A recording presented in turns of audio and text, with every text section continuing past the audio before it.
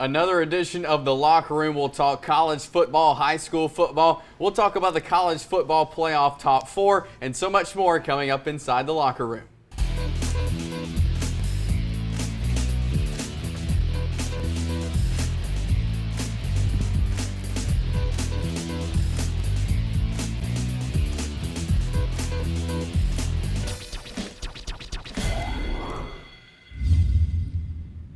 And we welcome you inside the Locker Room. Gerhard Mathangani, I'm Chase Robinson, and let's start with some college football here. Let's start with the Auburn Tigers. You know, we saw the big win over Arkansas. They keep rolling with a big win over the Ole Miss Rebels this weekend. They're doing it on the ground. Right now they're third in the country in rushing at over 300 yards per game, and then they came up with another 300 yards through the air. Sean White is really effective as a quarterback. I think the offense is starting to find their groove. I think you can mark the point when Rhett Lashley started calling the plays. He and Herb Hand kind of took control of the offense as it relates play call to play call, and they're really utilizing some of their strengths. One of the ones you're seeing right here in Cam Petway. I think that what you're seeing with Auburn is getting back to what they want to be. They want to be a team that lines up in the spread but runs a power football game, and that's what they've been doing so far. And they have a big bruising back like Cameron Petway that he's running a lot like Derrick Henry did last season for Alabama. Between the tackles, getting stronger as the game goes along, and I think that Auburn's kind of found its groove. Last week was probably their most impressive win on the road in Oxford, getting a dominating win the way they did. This weekend, the Auburn Tigers have Vanderbilt at home. What do you see in this game? Well, I see if Auburn plays up to snuff, if they play the way they've been playing over the last 3 weeks, then I think they're good. And I know we're talking about the college playoff ranking in a little bit, but being a top 10 team, it puts a different feel on it. And maybe this Vandy game, who knows what the psyche is going into this Vandy game. I would think that it's still, we have a lot to prove and we need a lot to do a lot more. This game does not bring that same kind of flair that the Ole Miss game did, that Mississippi State's game did, that the Arkansas game did. So what's the mindset? Is the mindset going to be, let's go out and beat this team, or the mindset is going to be, hey, we're a top 10 team? And I think if we're a top 10 team, Vandy can come out hitting you in the mouth. They have a really, really good defense. If not, I think Auburn rolls in this one and then looks forward to their next. Well, here's Coach Gus Malzahn this week as they prepare for Vanderbilt. They don't beat themselves. They make you earn it. Defensively, in our league play, 15 points a game, which is very impressive. They got a lot of guys back from last year. They play extremely hard. They play extremely physical. They don't give up a whole lot of big plays, which really stands out to me. And you can see that game 11 a.m. on ESPN on Saturday. Moving to the Alabama Crimson Tide. They had the week off last week to prepare for this huge game against LSU this week. Yeah, this is the annual bye week they have before this big matchup, and I think that it's kind of like the Auburn situation when the mindset changes because the dynamic of the team has changed. And LSU is a lot like Auburn in that situation where LSU, ever since losing to Auburn, they hired Ed Orgeron, they fired Les Miles, and there's a new energy there. Mm-hmm. And they're scoring a lot more points, and they're just a lot more.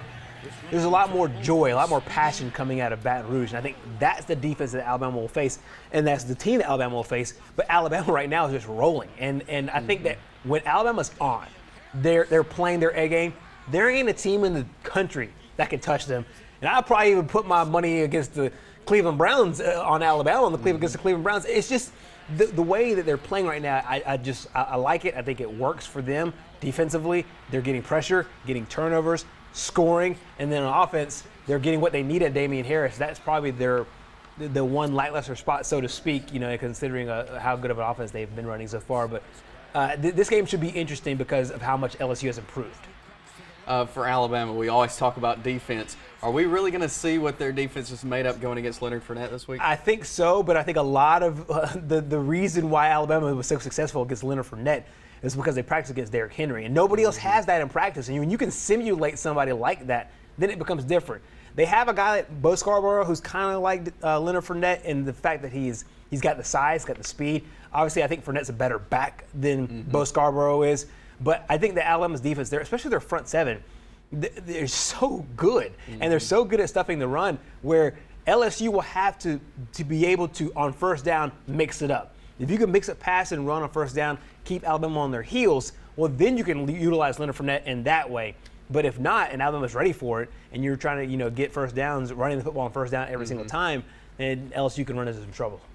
Well, here's Coach Nick Saban this week as they prepare for the LSU Tigers.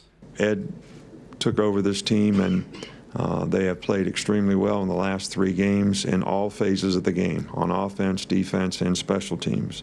They have some really outstanding players on both sides of the ball. Leonard Fournette, probably one of the most dynamic running backs that has played college football for a while, and is playing extremely well right now. You can catch the Alabama-LSU game 7 p.m. on CBS. JSU, we talked last week, the 24-7 game a couple of weeks ago. Their defense scored all the touchdowns. They came alive this past Saturday with a huge win on homecoming over Eastern Illinois. Yeah, talking to the players, one of the things they said was the defensive guys were kind of chastising the offensive guys a little bit. Hey, you guys, you got in the red zone a bunch of times, you didn't score, and they made up for it. 6 for 6 in the red zone last week against Eastern Illinois, Eastern Illinois is one of the better teams in this league, not as good as they have been in the past. But I think what we're finding with JSU is that they have a switch that they can turn on. And I'm not saying that they're sleepwalking through the regular season, because I don't think they are, but this was probably the most complete game of the season they've played so far this year. And here we are in week 7 or week 8 or whatever it is. I think that they understand that the OVC is very, very winnable, and they understand that they have what it takes to win. I think last week was their wake-up call, especially for the offense, that we need to get back to where we were. Because last year they were averaging 500 yards per game. It's scoring north of 40 in multiple games, especially in the OVC. I expect them to get right back there, right back to that level of football, level of play. But one of the things we talked about last week was a kicking game. It's one of the things that Coach Gross was saying that had a bit of worry after going 1 for 3 the week before in field goals. And then Cade Stinnett wins the OVC Specialist of the Week after a great game with his kicking. So I think there's a light switch for this entire team, including the kickers. They got Southeast Missouri this Saturday. How do they keep this rolling? Well, this is another tough game on the road in the OVC.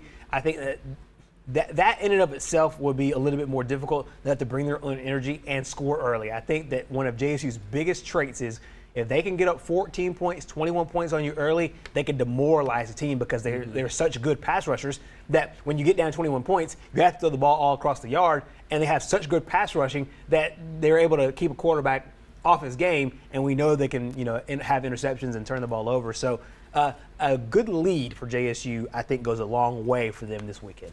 Well, here's Coach John Gross as they prepare for SEMO. SEMO's deal is, they won more of the closer games last year than they have this year. They've lost their share of close games. They've been beat. Indiana State beats them in the last minute of the game. To lose that one by 3. They've lost a 1-point game. They won a 1-point game. Everything's a touchdown game with them, and they got a good football team. I think they're very efficient what they do on offense. I think they're solid on defense. They tackle well. They're in the right places. They don't give up a lot of explosive plays, and they make you drive the football. JSU goes on the road to SEMO. You can see that game 1 p.m. on ESPN3. We're going to grab a timeout. When we come back, we'll talk some high school football, so stay with us inside the locker room. Back inside the locker room, and Gerhard, this Friday night begins the state playoffs for high school football, and we got a good one as our game of the week. Yep, we do. Cordova and Jacksonville. Cordova is a team that players and teams and fans of East Alabama football saw last week. A team that you're not necessarily all that familiar with if you weren't, especially with them being in 3A last few years. They played Montford last week and got a win in Montford. I think that what we're going to see out of Jacksonville is a really, really good, strong test to begin the playoffs. And they spent a lot of the season in the top 5 of the state rankings. And here's a team in Cordova that's been in the state championship games before, been deep at the playoffs before. They know how to win on this level. They know how to win in the playoffs. And so for Jacksonville, I think this is a good test for them, and a good wake-up call for Class 4A if Jacksonville High School can get the win. Because now you eliminated a team that is one of the better teams in this area or in the state of Alabama, and a good team that's got a lot going for them going into the playoffs in Cordova. We have got several of our local teams here in the state playoffs for high school football, so we're going to run through the local teams and who they play coming up this Friday night as we start with Class 1A. There you see Cedar Bluff takes on Berry. Coosa Christian will go to Pickens County. Ragland will host Notasulga. Spring Garden hosts South Lamar, and TCC makes that trip down to Maplesville. Yeah, that TCC Maplesville game, you hope that TCC can give them a great game, great fight. Maplesville does look like the team, though, in Class 1A, and they were last year, and they have Terrence Dunlap back, and he's been absolutely phenomenal. We'll see how they do. Spring Garden and Coosa Christian are two teams that I really want to see as they make their trek forward. Can Spring Garden take that next step? You know, they've knocked on the door for a long time. This is that senior class that's been there for a while. Can they take that next step? I think that they can. And it's a great one to start out with against South Lamar. Well, let's take a look now at Class 2A. Some games. Collinsville goes to Lafayette. Fife hosts Horseshoe Bend. Gaston goes to Lynette, and Sandrock hosts Reeltown. One of the teams I really want to see in these playoffs is Sandrock. Sandrock has had a long history of making the playoffs, sustaining success when they had Rusty Jakeway. And they're now getting that part of their identity back. And a game against Reeltown is huge for them. To be able to have that game at home, there are very few places where the home field advantage in the playoffs is measurably different than Sandrock. And Sandrock's one of those teams, and I'm excited to see what they do up there in Cherokee County. Well, let's take a look now at the Class 3A. Some of our local teams here and their games. Ohatchee hosts Locust Fork. Piedmont hosts Holly Pond. Randolph County goes to J.B. Pennington, and Weaver makes the trip to Fultondale. This is the region that I'm looking forward to. Can they go 4-0? It's legitimate. They can do it. This is the region that can have Ohatchee, Piedmont, Wedowee, and Weaver all go into the next round. Now, Weaver and Randolph County will have to travel, obviously, but those are winnable games against J.B. Pennington and Fultondale, the region they match up against in Region 6. Really, with Piedmont and Ohatchee, I think that these are both good first-round games, but games they should dominate, especially in the second half. Let's take a look now at Class 4A. Our local teams here. Cherokee County hosts Winfield. Hanley hosts West Blockton. Hoax Bluff goes to Haleyville. Jacksonville, like we talked about, hosts Cordova. Mumford to Bibb County, and Sachs at Fayette County. One of the things you're looking for, and this one is Mumford. Are they healthy enough right now? Corey Russell and Avery Harris were out last week for the Mumford Lions. Last year they were on the doorstep of making a Super 7. Can they rekindle the magic of last year under different circumstances? They go on the road to Bibb County, a very hard place to win. Cherokee County and Hanley are two other teams that I want to see how they do, because Cherokee County, after losing those first couple of ball games, they've been on fire ever since then. And this is that first step in the playoffs. Can they make a run like they did in 2009? Let's take a look now at the Class 5A games. There you see, we'll look at 5A, 6A, and 7A here. Clay Central hosting Jemison, Etowah hosting May Jemison, and Lincoln goes to Demopolis there in 5A. Yeah, I think that Lincoln's game is a difficult one, but I wouldn't be a bit surprised if they're in the second round. Etowah and Central Clay, I fully expect them to win. Etowah's got the May Jemison, who's the new school, the former J.O. Johnson, and Central Clay is one of the hottest teams in this area. As we take a look at Class 6A now, Oxford Yellow Jackets hosting Muscle Shoals. Pell City goes on the road to Austin. Yeah, Muscle Shoals is one of those teams that they were in the Super 7 not too long ago. They've been deep in the playoffs before. It's a good test for Oxford. It's a lot like the Jacksonville game against Cordova. I think that Oxford in this situation gets a good game at home against a team that has been here before. And if they can win now, they kind of serve notice to the rest of Class 6A football. Pell City's got a difficult one at Austin. We'll see how the Panthers do under first-year head coach Keith Etheridge with the Panthers. Obviously not overall, but one of the places that Keith Etheridge made his name is in the postseason. So you know that he knows how to coach when it comes to the second season.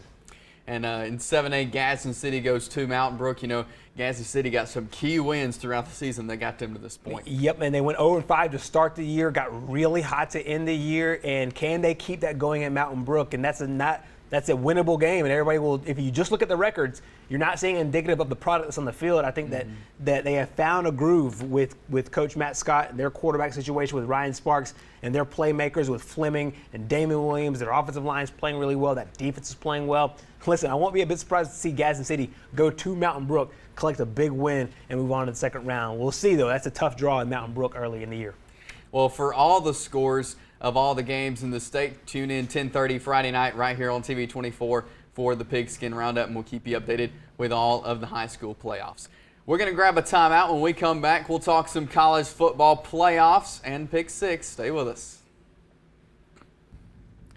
Back here in the locker room, and this week the college football playoff released their first poll of the top 10 and the top 4 that will eventually move into the college football playoff. So let's take a look now at the committee's top 4 before we get to ours. We're going to discuss the top 4 from the committee. So let's take a look at that now. As of course the Alabama Crimson Tide come in at number 1. They got Clemson at number 2, Michigan at 3, and Texas A&M at 4. First, guys, what are your thoughts on that, Mickey? The first 3 I'm good with. I can kind of see their logic with Texas A&M at number 4. As a matter of fact, when I first saw that, it was refreshing to me that the committee is looking at strength of schedule, because that is so important to me in this beauty contest we call a college football playoff that's selected by people. But they're not in my top 4. But I still like the fact that the committee is willing to put someone like Texas A&M in there. Yeah, and Texas A&M got on the phone and went and called UCLA, and they got some tough games on their schedule. I think that the committee, obviously, number 1, sent a message about strength of schedule. They do not want Power 5 teams scheduling a whole bunch of, whether it's FCS or lower level, maybe the School of 5, the Power of 5, whatever they call that sub-level of teams. They don't want any of those teams on the schedule if you can help it. And the more tougher games you play, even if you drop one of those, like Texas A&M did pretty badly to Alabama too, close to 20 points, they'll still reward you by giving you a high seed. They did the same thing to Auburn as well, ranking them number 9 even with 2 losses. What's it going to take for some of these teams, Ohio State, those type teams, to get into this top 4? I think Ohio State's got to be Michigan, number 1, and really the Big Ten is in a good position. I think the team that's really at a disadvantage is Louisville, and they started off the year so well, and I think that, and we'll have our predictions in a second, I think if I could stretch it out to 5, I think I'd have Louisville in my 5. They've looked really, really impressive, but that to me is the one team that is kind of on the outside looking in with Clemson in there, because I think even with a Clemson loss, they'll still get in. I think that teams like Ohio State, if they just keep winning, they beat Michigan wherever that big game is, they're in. Well, what's going to work?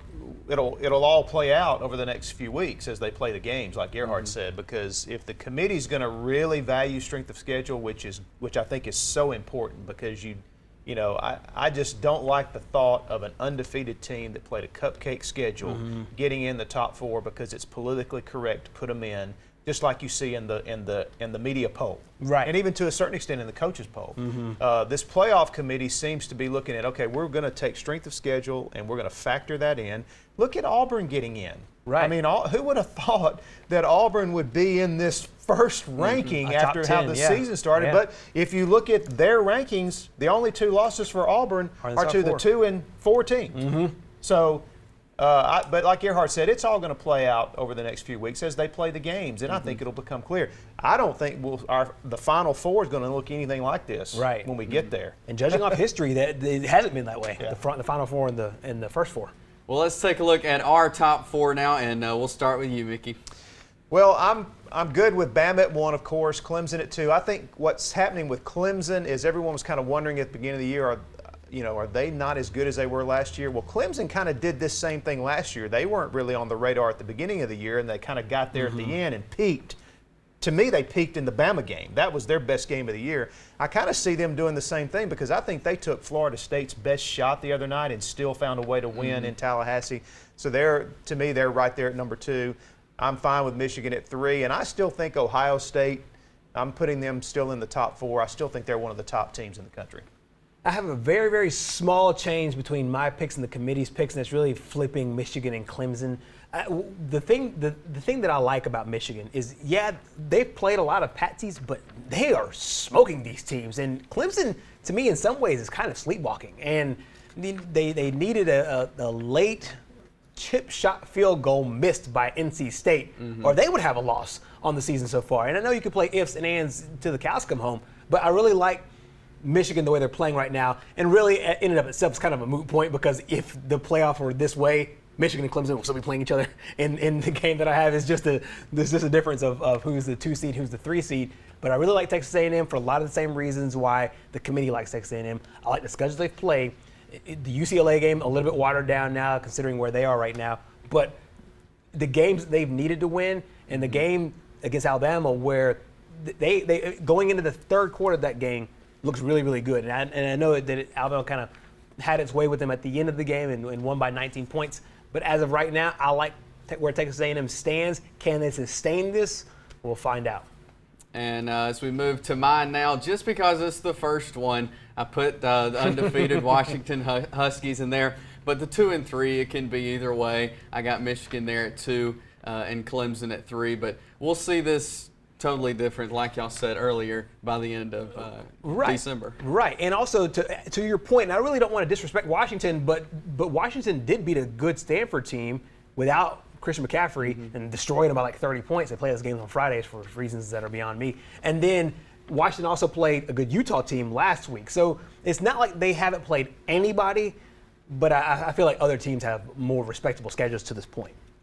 All right, well, we got some games this weekend, so let's take a look at our Pick 6. First game up, or let's take a look at the standings from last week. Look at there, Gerhard 6-0 last week. Yeah. Caught up there, 38-15, tied with Mickey there in our overall standings as we move to this week's game. Alabama at LSU. Mickey? I think LSU is poised to make this closer than we thought it would be a few weeks ago with everything that's been going on with the LSU football team this year. But I think it'll be Bama, but I think it'll be a decent football game. I'm going to go with Alabama, though. Yeah, I think LSU is resurging. I think LSU can score some points, but Alabama will be too strong in this one. They'll close it out just like they've done years past at the end. I got the Alabama Crimson Tide in this one. Next, Vanderbilt at Auburn. Well, Auburn is rolling. Auburn is probably, well, to me, Auburn is the most incredible story in college football, what's happened so far. I'm still amazed that, to me, the best running back in the country the last 3 weeks played one down against Clemson, and it was to block someone. So I'm still not over that. I don't think I will get over that, but I'm picking Auburn this week. Yeah, I'm picking Auburn too. Auburn's a big, big favorite in this game, but I will say this. Vanderbilt has one of the best defenses in the SEC, led by Zach Cunningham, an Alabama guy. I think that their defense makes it interesting, but Auburn pulls away late. Yeah, I'm going with Auburn, the hottest 2-loss team in the country. Next, Florida at Arkansas. Well, as I've joked before on this show, every time I pick Arkansas, they lose. When I pick them to the other team, they win. So I guess I'm cursing the Hogs this week because I think Arkansas is going to handle Florida at home. They're ready for a rebound. I don't think Arkansas is as bad as they've looked, even in the Auburn game. I think they're a better football team than that. I agree, kind of. But the thing about Arkansas, to me, in my opinion, is the last time we saw them, they got destroyed by a zillion points by Auburn. And has that team recovered? They had the bye week last week, so we'll see how they do. But I really still like the Gators in this point.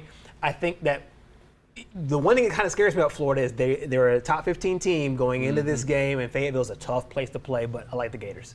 I'm going with the Florida Gators in this one. Next, Florida State at North Carolina State. Florida State for me.